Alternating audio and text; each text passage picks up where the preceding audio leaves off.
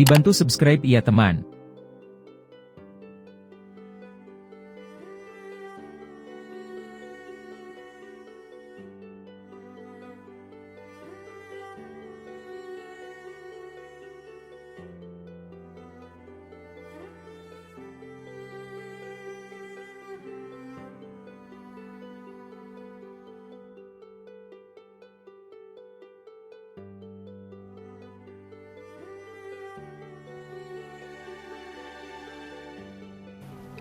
Gini, setiap agama kan pasti kan punya landasan, ya. Landasannya itu kan pasti kitab suci.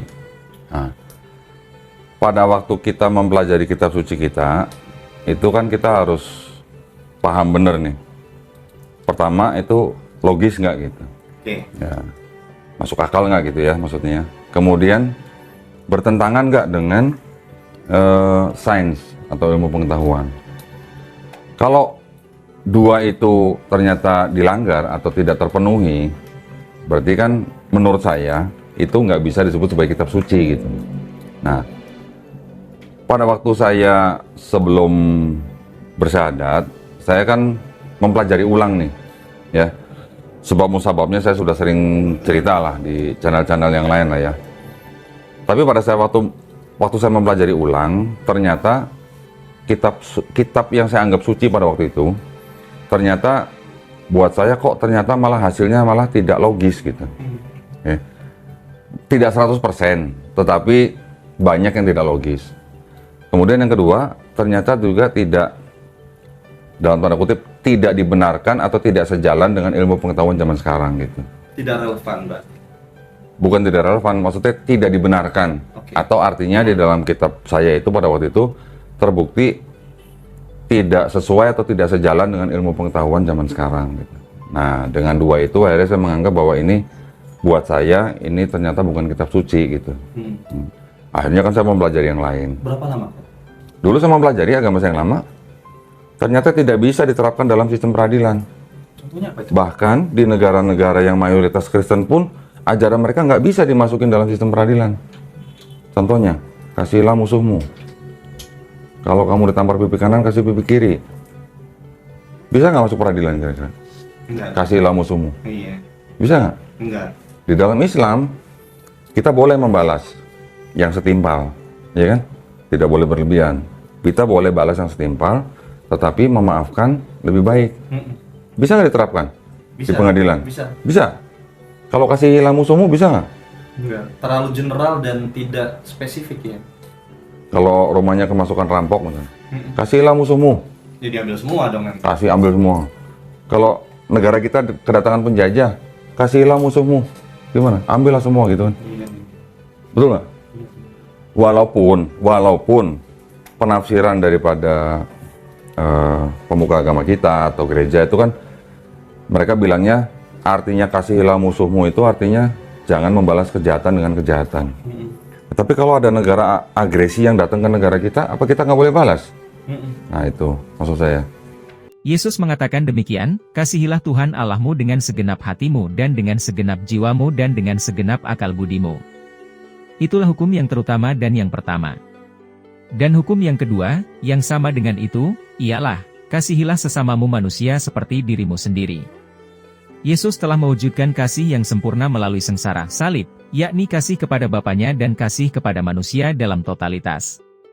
Salib sengsara Yesus Kristus menjadi pola hubungan kasih secara vertikal dan horizontal. Hukum kasih merupakan penyederhanaan yang sempurna dari hukum Taurat dan kitab para nabi.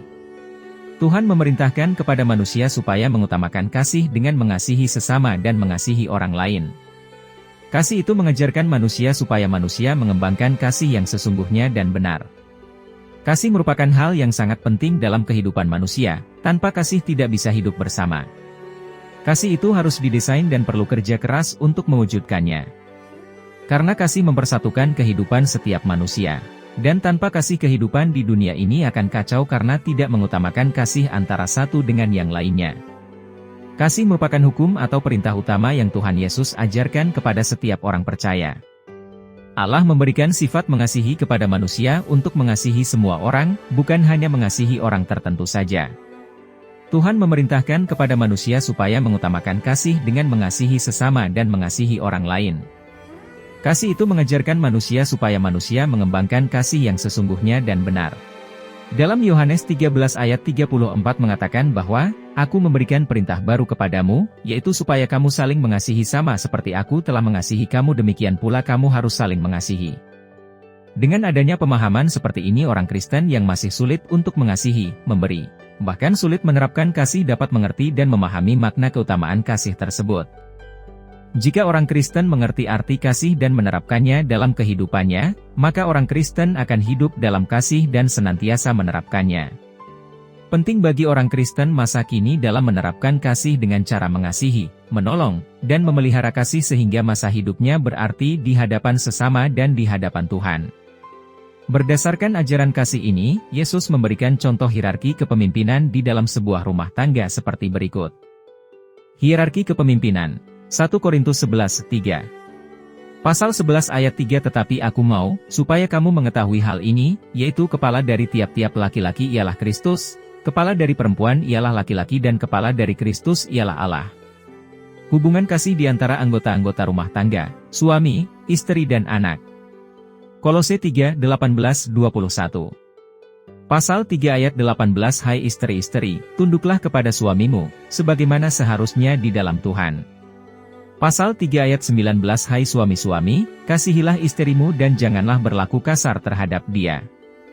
Pasal 3 ayat 20 Hai anak-anak, taatilah orang tuamu dalam segala hal, karena itulah yang indah di dalam Tuhan. Pasal 3 ayat 21 Hai bapak-bapak, janganlah sakiti hati anakmu, supaya jangan tawar hatinya. Juga pada Efesus pasal 5 ayat 22 hingga pasal 6 ayat 4. Yesus mengajarkan kasih itu tidak saja di dalam kerumah tanggaan Kristen, tetapi juga berhubungan dengan pihak luar, utamanya terhadap orang-orang yang berlaku jahat. Seperti tertulis pada Matius pasal 5 ayat 39 hingga pasal 445 ayat 39 Tetapi aku berkata kepadamu, janganlah kamu melawan orang yang berbuat jahat kepadamu, melainkan siapapun yang menampar pipi kananmu, berilah juga kepadanya pipi kirimu. Pasal 5 ayat 40 Dan kepada orang yang hendak mengadukan engkau karena mengingini bajumu, serahkanlah juga jubahmu. Dari gambaran wajib mengasihi di atas ini, dapat ditarik kesimpulan bahwa pihak pria atau suami adalah orang yang ditetapkan Tuhan sebagai penanggung jawab di dalam bilut rumah tangga secara total. Wujud nyata tanggung jawab tersebut tidak saja dalam bentuk pemberian makan minum, memberi pendidikan yang layak, memberi perlindungan kesehatan, perlindungan terhadap panas dan hujan, perlindungan terhadap ancaman lainnya atas keselamatan hidup dari setiap anggota keluarga tersebut. Contoh hierarki kepemimpinan yang diberikan oleh Yesus di atas, juga mengartikan bahwa Yesus mengajarkan tanggung jawab terhadap ketentuan-ketentuan, aturan maupun hukum yang ditetapkan di bumi atau dalam suatu negara yang ditempati. Termasuk memberi rasa simpati, rasa kemanusiaan dan toleransi terhadap sesama dan terhadap flora dan fauna di lingkungan sekitar.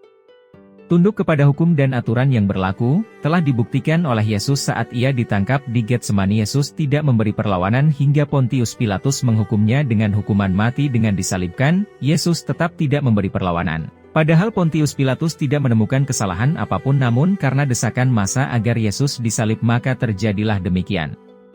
Maria, ibunya, juga memberi didikan yang cukup, utamanya terhadap sistem tradisi yang berlaku di negerinya saat itu. Tegasnya, Yesus memberi contoh tanggung jawab total terhadap pria sebagai pimpinan rumah tangga. Berdasarkan gambaran di atas, dalam menerjemahkan ajaran kasih dalam realita kehidupan adalah dengan tidak membalas kejahatan dengan kejahatan. Itu dapat dilakukan dengan cara memaafkan perlakuan jahat tersebut. Apakah sistem ini berlaku di peradilan kita? Benar, dalam sistem peradilan ada tahapan awal sebelum agenda persidangan ditetapkan, yaitu dengan agenda pertemuan bagi kedua belah pihak untuk saling berdamai, memohon maaf dan memaafkan.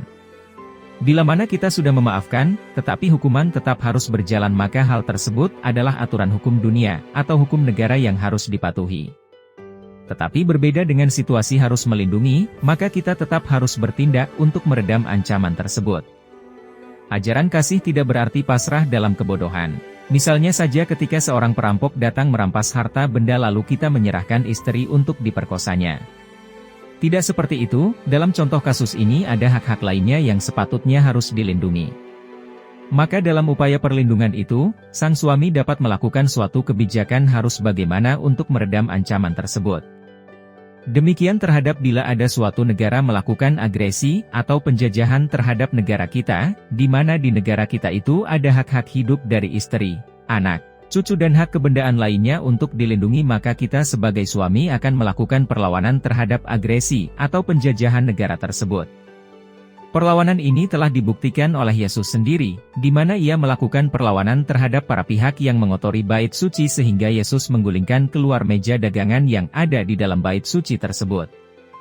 Yesus melakukan perlawanan terhadap setiap adanya yang melumuri kotoran terhadap kesucian bait Allah tersebut. Jadi ajaran kasih itu tidak sebagaimana yang digambarkan oleh Dondi Tan tersebut dan tidak pula ajaran kasih itu tidak diterapkan di sistem peradilan. Agenda pertama sistem peradilan adalah dengan mempertemukan kedua belah pihak yang bersengketa untuk saling memaafkan atau berdamai. Agenda tersebut adalah bagian dari ajaran kasih. Jadi peradilan itu mengutamakan ajaran kasih terlebih dahulu.